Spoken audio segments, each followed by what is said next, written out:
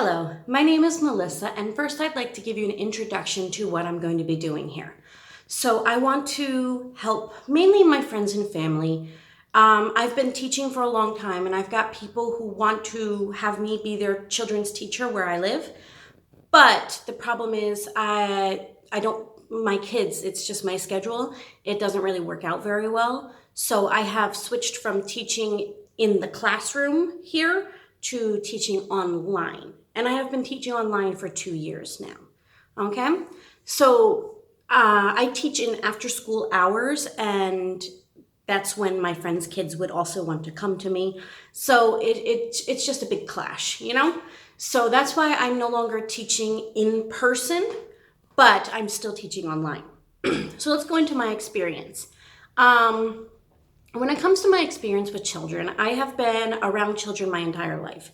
I started babysitting very young, and then from there on, I went into just teaching, basically. I've just always been around kids. That's just what I like to do. I like to help the kids learn. I like to just take care of them. I have 2 kids of my own now, but I've always been like, even when I was a teenager in the apartment complex that I lived in growing up, I babysat like everyone, and they all called me mama. So that's just what I've always done. I've also been interested in language my entire life. I have always wanted to learn new languages, and in my school system, I couldn't take a second language until high school. So when that became available to me, I instantly took Spanish, and then I decided to add French, and then I added German. Like, I even wouldn't take lunch at school just so I could take 3 languages at one time. When I got into college, I added Chinese, okay? Now, I will say that I do not have a full-blown degree in teaching. I do not have a bachelor's degree. I have an associate's degree. I also hold a TEFL teaching certificate from Bridge TEFL. Now, this certificate is for teaching EFL, which is what I teach, EFL or ESL, depending on where you live and such. If you don't know, ESL is English as a second language, and EFL is English as a foreign language. Generally, the main difference that you can just easily understand is if you are learning ESL, you are in a native English-speaking country learning it. Whereas if you're learning EFL, you are in a non-native English-speaking country learning English. Okay?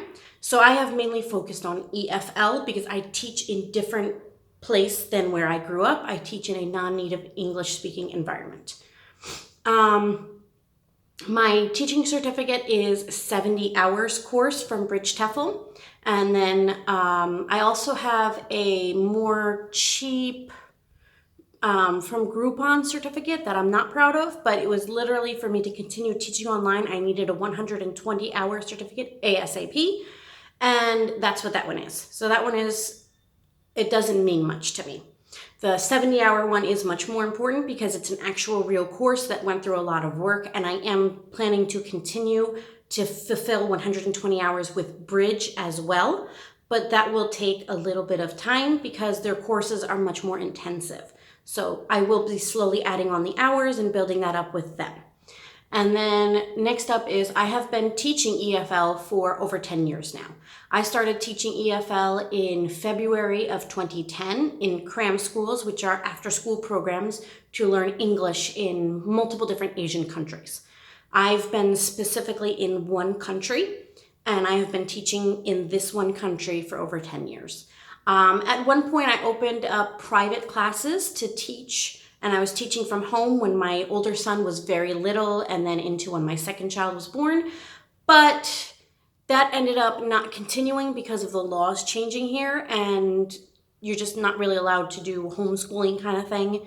It's complicated. So I ended up having to close the class, and that's when I went into teaching online.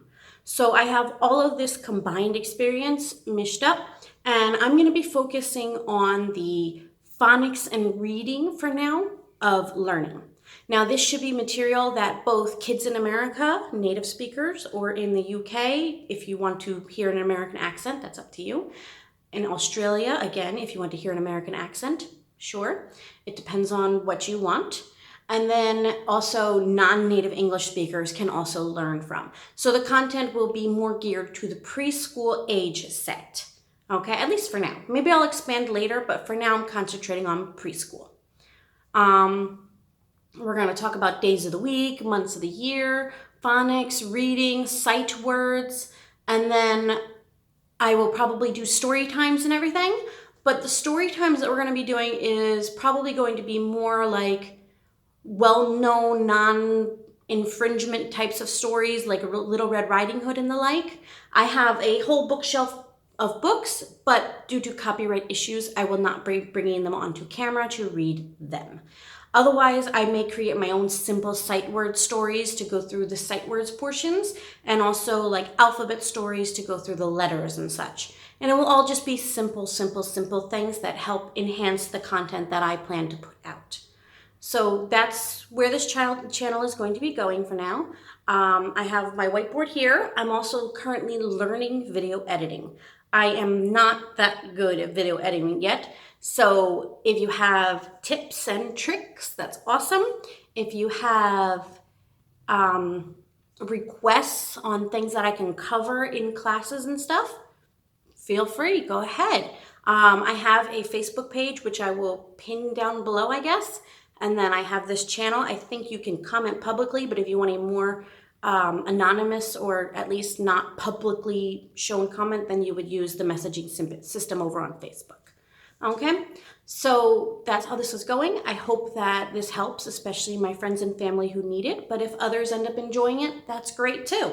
So see you in class. Bye-bye.